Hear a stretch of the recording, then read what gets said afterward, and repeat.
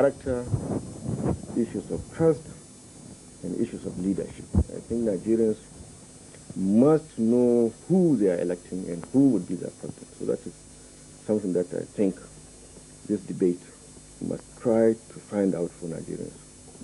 Second, Nigerians also wish to know what this leader would do for them. How do we tackle these economic and social problems, including the political problems? And I think Nigerians deserve to know that. So they require clear answers, unambiguous answers, straightforward answers, and down-to-earth answers that people can understand and relate to and quickly interpret.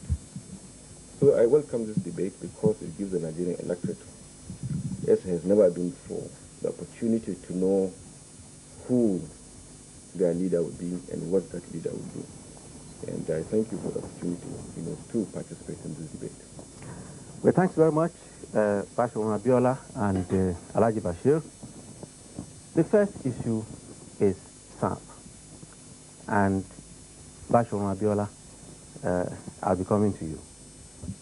SAP has been described, or indeed it is the policy framework for the reconstruction of the economy. That's what it's been in the last 6 to 7 years. It's had a number of benefits, but it's also had unintended negative impact on the social sector. Lately, a leading official of the IMF World Bank Group, which indeed motivated and designed SAP for the troubled economies of the third world, admitted that the program, in fact, had flaws. What are you going to do about SAP? Well, SAP is not an SDP policy. SAP is the policy of the federal military government. They prosecuted it like a crusade.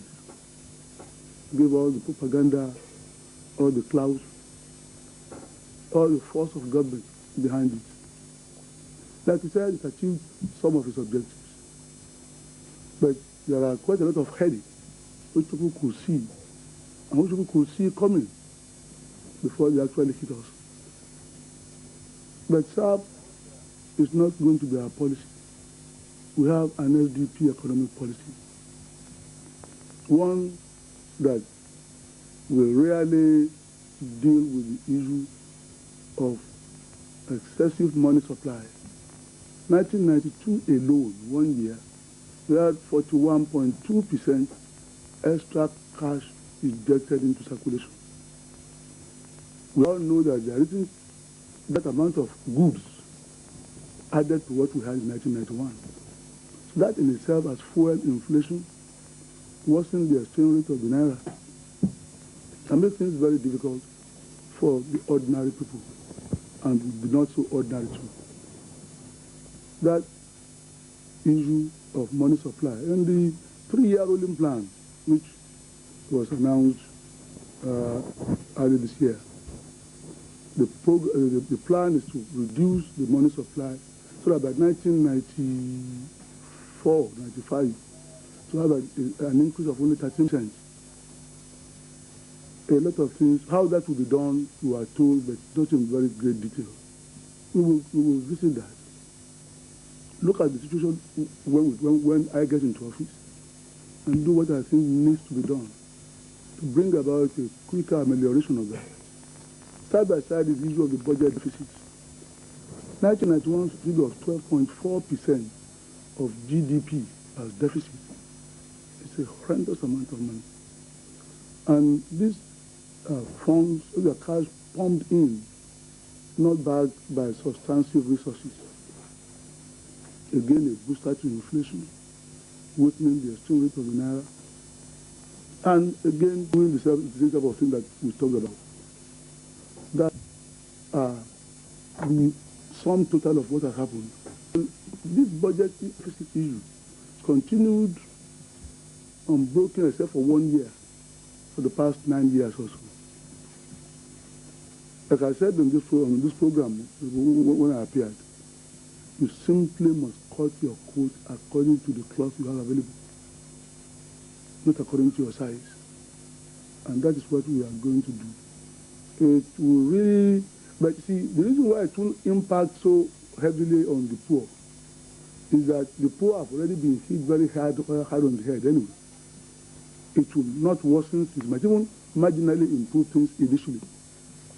But within 6 months, they will start noticing significant differences because of the other side of the policy. See, the NALDA idea, National Agricultural Land Development Authority, was an idea which my team brought back from Malaysia in 1990. I'm glad government is not going into it as a government-owned farm, because what belongs to government in this environment, as in most environments, belongs to nobody, as we found with the lootings of parasiticides and so on. We are going to form a cooperative, and that will enable us to staple food supply. Once these are areas where once the supply is increased, prices automatically falls. Okay, Bashir. Alaji Bashir. Well, you see, when you talk about SAP, you cannot talk about SAP in isolation with its historical significance. We have to go back a little back in history and find out why, what brought about SAP and why it all went wrong. Remember, in the early 60s, we have an economy that was very young and that was flourishing at that time and well managed. However, as we moved along, towards the 80s, or early in the 70s, we discovered oil, and money was there in abundance for us, to use for whatever we want to do. In fact, at that time, money was not a problem, as you have heard. Some of our leaders at that time were saying it was how to spend it. So an era began of spending spree. And then in 1980, early in the 80s, the price of oil became almost about $35 a barrel, and then there was so much money, and we embarked on a lot of projects. And realizing that, we had wasted so much money, a lot of restrictions were now being imposed, import license restrictions, or these interest rate restrictions. Everything was now being plugged, to get the economy in perspective. So there was so much restriction, so much control, and that really wasn't wishing. Now, it was in reaction to that we had to make a choice when Babangida came, whether to take the Arab field or to devise our own way of controlling our economy and liberalizing things. So SAP came, and SAP came with intentions that were meant, to serve the purpose of the economy. I don't think there would be any government who would come and bring about policies solely to make things difficult for its students. But what happened to SAP was a side story. Here was a policy that was very well conceived, but unfortunately went wrong, it went sour because it was very badly implemented. I think that was what went wrong with SAP. You see, SAP intended to devalue the Naira. But what it didn't take into account was that to devalue the currency, with an objective, to increase exports, you must be producing for export first. But unfortunately, the devaluation went haywire to the extent that it was impossible for manufacturers to have insufficient amount of Naira to buy their raw materials, to service their industries, and maybe even, was still to bring about new industries in this country. So production, went very badly, and export didn't happen the way we wanted it. The other thing about SAP is that it was also intended to raise a lot of internal money in terms of Naira. Since government's main source of income was the export of crude, and this crude is priced in dollars, so a devaluation will bring about a lot of Naira for the government. And that Naira would be meant, to be channeled into productive sectors, especially into the rural areas, so the economy in the rural areas can be developed. This brought about things like G3 and so on and so forth. But money was raised, a lot of it was raised. Unfortunately, whether it was channeled properly or not, we didn't know. But a lot of it got channeled to G3, but it was not properly used. So that objective also failed because it was not properly implemented. So you can go on and on about investment, why investment didn't come despite the devaluation, and why this, why that. And then plus, of course, this deficit spending, which totally was contrary to the principles and objectives of SAP. I know that early in 1986, we overspent deficit by almost about 1.8%, 1.8 billion, I mean. And today, we overspent by over 43 billion naira, which is about 13% of the GDP, which is, I don't think it's 25%, but I think it's about 13% of the GDP, which is an enormous amount of money. And that brought about inflation, that brought about a lot of problems. So, but to say that SAP is a bad policy per se cannot be very accurate. But to say that implementation was bad and that there is need to review SAP, to be sure that you pick those aspects of SAP that work and refine them and get them working and throw away those that cannot work, I think that would be a very reasonable proposition. Okay, thanks very much. Now to the audience, first to the SDP, if you want to ask any questions. Yes. My question to the NRC president. You talked in one of your adverts, you talked about reviving the Naira within 100 days of your office as president of this country. How do you intend to arrest the decline? What specific policies are you to put in place so as to bottle up revival of the Naira as promised by your campaign, which is 3 months? It's a 3-month period. Well, reviving, if we say that Naira is dead, reviving it, could be anything. If the Naira get life, it begins to get restored, I think that will come a long way in doing that revival aspect of it. What value we want to get Naira to is a matter of policy, it is a matter of equilibrium, it is a matter of knowing what exactly we want to do. But there are economic apparatus that you can use to make sure that you reactivate the economy and the Naira with it. Economically, this is a problem that has essentially to do with supply and demand. Now, I have always liked to say that the economic management is just like driving a caterpillar.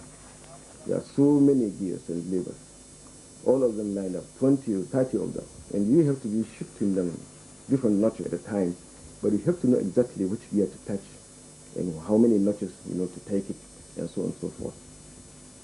But we can tackle the problem of the value of the Naira and other economic problems, I believe, through careful manipulation of the demand and supply aspect of our economy.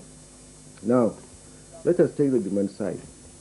I think it is necessary for anybody who is serious about this economy to make sure that he reduces demand on our foreign currency by reducing money supply. Now, we talked about this deficit spending, which is certainly a very bad thing, because we are creating money that we do not have and spending it, for purposes that are not productive. I think this is double jeopardy. Now, if you spend what you don't have, obviously you are creating inflation. And if you add money into your money supply scheme, that is certainly inflation, because you have so much money purchasing too few goods. So that is inflation. There is a simple explanation. So we can cut budget spending. And I hope that doing this will certainly bring about, the required, adjustment that we have to make. I'm sorry, that's all I can take from you at the moment. I'll go to the NRC. Chief Tom, give me. Alhaji Abiola, before you became presidential candidate, it is well known that you have publicly applauded SAP.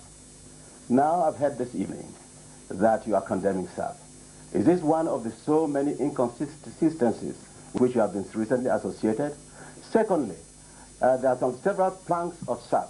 I'd like you to tell Nigeria whether you would like to come back to import licensing, whether you would like to stop the now moving trend for internal production, whether you would now stop the inflow of investment into Nigeria, whether you will now ask government to now take over private enterprises like the banks, like the hotels, like the airlines, which they are now giving to the private people. Let us know what your alternative now is to SAP, and whether you in fact your previous positions about SAP, which you supported, has been